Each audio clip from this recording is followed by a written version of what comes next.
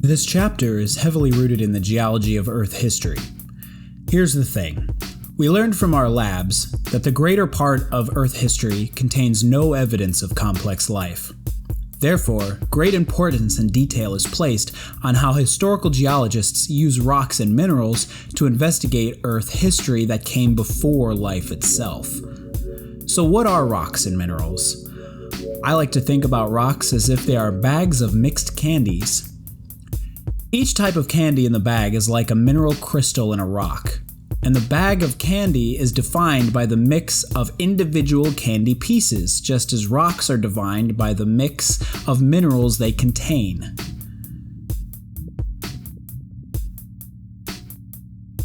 There are two large categories that all of the types of minerals fit into: silicates and non-silicate minerals. The non-silicate minerals are largely made up of different carbonate minerals, and they originate by ocean processes or the processes of invertebrate ocean organisms like clamshells.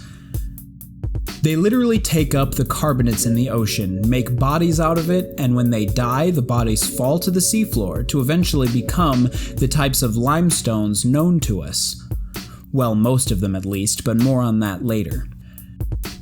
Rocks are cyclical in their formation, which means that they can be formed, broken down, transformed, and cycle through all of the other rock types throughout its history. This cyclical nature is what James Hutton was originally proposing from our first lesson.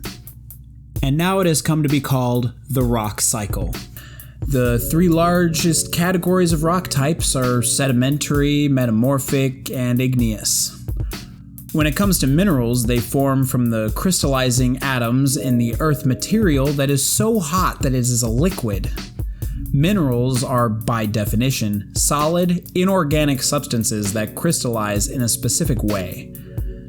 To understand this process, I am assigning the How Do Crystals Work video by Graham Baird. Other physical properties of these minerals are discussed in the book, but we won't be identifying minerals in this class. For now, let us focus on how the process of physical geology helps historical geology. Knowing that heavier elements sink below lighter elements helps explain why the crust of the Earth is mostly made up of the low-density silica and feldspar minerals, whereas heavy elements sink to the center of the Earth. You've probably seen these silica and feldspar minerals in beach sand, for example. But before they get broken up into tiny pieces of sand, they form from the cooling of molten rock materials. Their atoms are mostly silica and oxygen. Because this is historical geology and not physical geology, we do not need to burden ourselves with the details of their crystal structures. But the physical geologists do provide the different temperatures that these elements freeze into solid crystals. Therefore, by the size and properties of the mineral crystals as they appear today, we can reverse engineer the cooling history of underground liquid rock that is older than life itself. The size of the crystals and the completeness of their crystal structure tells us if it formed quickly on the Earth's surface or slowly underneath the surface. Basically, the longer it takes to cool, the more time the minerals have to form crystals. Glassy minerals like obsidian are the extreme example of rapid cooling.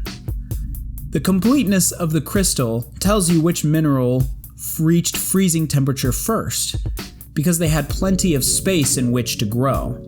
Since there is limited space for the other elements to cool and form minerals, well, those structures cannot form completely.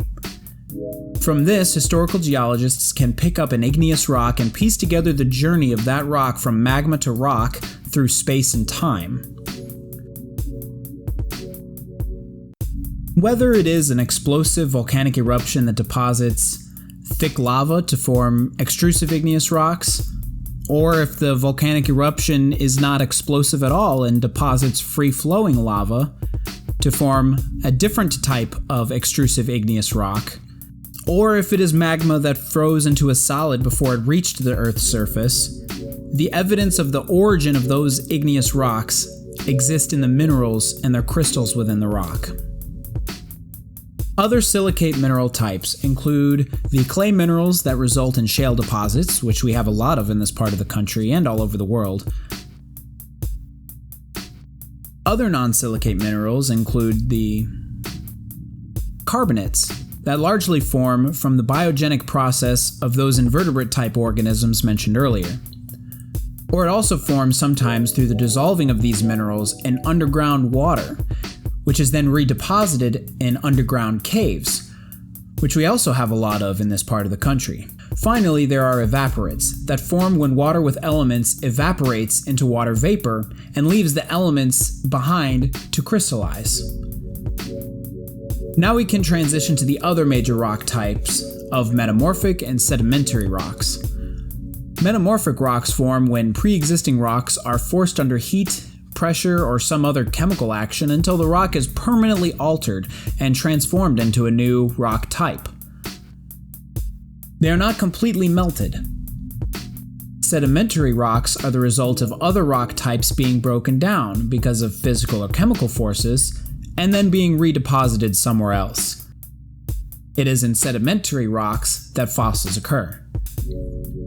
Within clastic sedimentary rocks, rocks made out of tiny and visible rock pieces, well, they carry information about their origin in their grain size and roundedness. It's a shame that the textbook skips this, but I'll add that if they are larger, then water deposited it, and if it is highly rounded, then the water carried it over a greater distance from its source than an angular grain shape. Water rounds objects and has more energy than wind, allowing it to carry those larger grains. Carbonate sedimentary rocks are a very complex rock type that comes in many varieties that form in different ways. Some are limestones made up of the calcite mineral that is biogenic, and often contains fossils of invertebrates that lived in a shallow ocean environment, but not always. Or at least, they don't always contain fossils.